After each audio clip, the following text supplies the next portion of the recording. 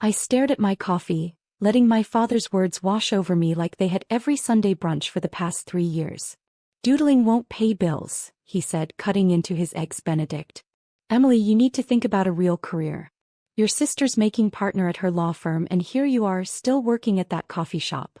The coffee shop where I just sold another piece for $50,000 through a private buyer. Not that they knew about that. Or about any of the sales I'd made under my artist pseudonym E.R. Stone. The gallery's doing well, I said quietly. My work is selling. My sister Amanda snorted into her mimosa. Those little paintings you hang in that hole-in-the-wall place? Please. That's not a real gallery. If they only knew that hole-in-the-wall was just where I started. That my real work, my large-scale abstract pieces, now hung in some of the most prestigious galleries in New York and London. Speaking of real jobs, Mom chimed in. Sarah Matthews' daughter is hiring at her consulting firm. I could put in a word. I'm fine, Mom. I checked my phone discreetly, another message from Marcus, my agent. Sotheby's confirmed. Opening night set for Friday. Fine. Dad's voice rose. You live in that tiny studio apartment working minimum wage. That's not fine, that's failing. The tiny studio apartment was actually my workshop. My real loft, bought with the proceeds from my first major sale, was in Tribeca. But they'd never visited either place. Never asked to see my work. Never really looked at what I was building. Amanda, Mom turned to my sister proudly, tell Emily about your new corner office. While Amanda launched into a detailed description of her law firm perks, I thought about the show opening on Friday. My first major solo exhibition at Sotheby's, featuring my latest collection. The collection that had already generated $12 million in pre-sales. Emily's not even listening, Amanda huffed. Probably daydreaming about paint colors again. Actually, I was thinking about the Wall Street Journal article scheduled to run tomorrow, revealing E.R. Stone's true identity. The mysterious artist whose works had been setting auction records for the past 2 years. Honey, Mom touched my hand, we're just worried about you. Art is a lovely hobby, but you need a real career.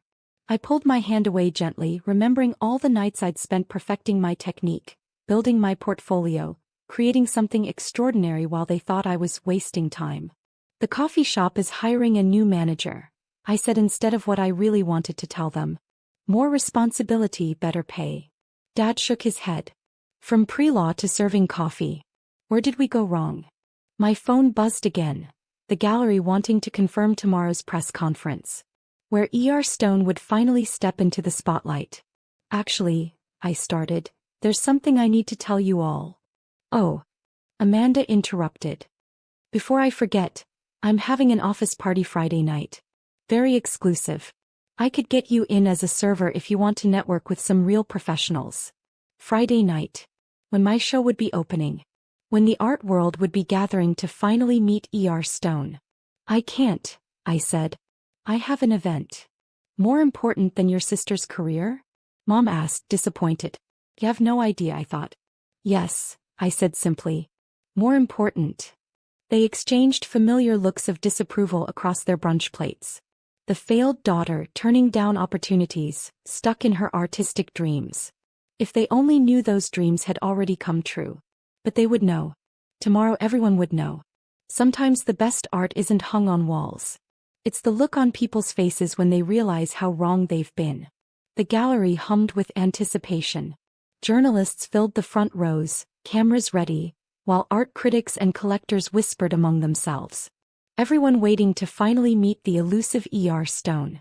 My phone hadn't stopped buzzing since the Wall Street Journal article dropped that morning. I'd turned it off after the 20th call from Amanda. 5 minutes, Marcus whispered, adjusting my blazer. Are you ready? I nodded, watching through the curtain as more people filed in. The room was packed, standing room only. A far cry from the hole-in-the-wall gallery my family had mocked. Emily. I turned to see my father pushing through the crowd, Mom and Amanda right behind him, all still in their work clothes. They must have come straight from their offices. What is this? Dad demanded, waving his phone with the Wall Street Journal article displayed. Some kind of joke? Mysterious artist E.R. Stone revealed, Amanda read aloud, her voice shaking. Contemporary art's rising star set to break auction records. Mom just stared at me, then at the massive canvas behind us. My signature piece for the show already sold for $12 million. That's... She whispered, "That's your work." Before I could answer, Marcus stepped forward. "Miss Stone, we're ready for you." "Miss Stone." Amanda's voice rose an octave. "Emily, what's going on?" I straightened my shoulders, feeling the weight of the moment. "You should take your seats. The press conference is about to begin." "Press conference?" Dad sputtered. "Emily, stop this nonsense right now. Ladies and gentlemen," Marcus's voice carried through the gallery, "please welcome the artist known as Stone, Ms. Emily Rose Stanford." The room erupted in applause as I stepped through the curtain. Cameras flashed. Art critics leaned forward in their seats.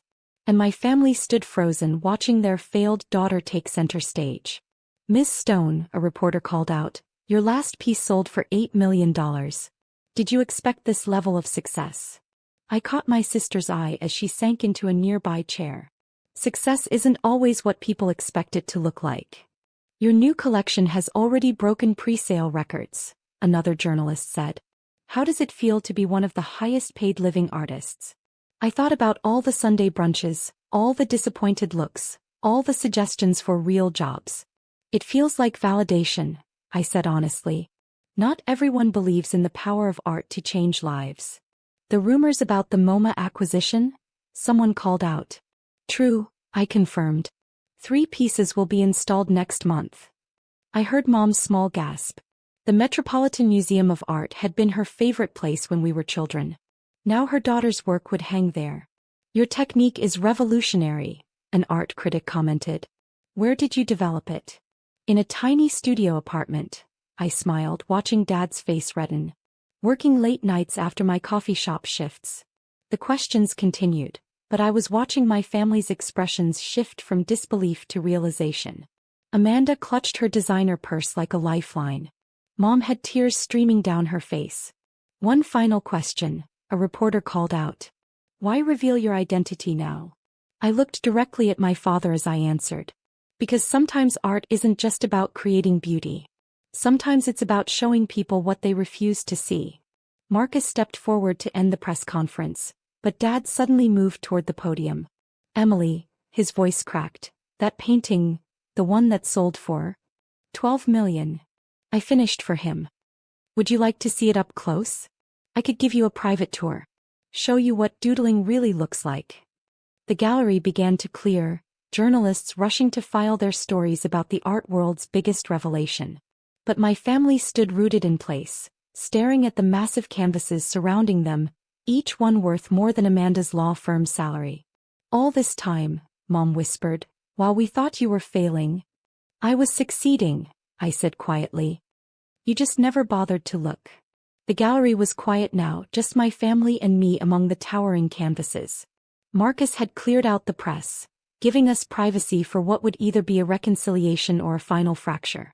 "This one," I said, leading them to the centerpiece, "is called Sunday Brunch."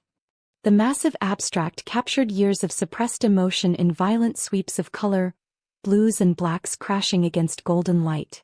It was the piece that had sold for $12 million. "It's angry," Amanda said softly, staring up at it. "It's honest," I corrected. "Every Sunday sitting at that table swallowing your judgments with my coffee." Mom touched the exhibition placard, reading the price with trembling fingers. $12 million. For one painting. "The coffee shop," Dad said suddenly. "You're still working there." "Why?"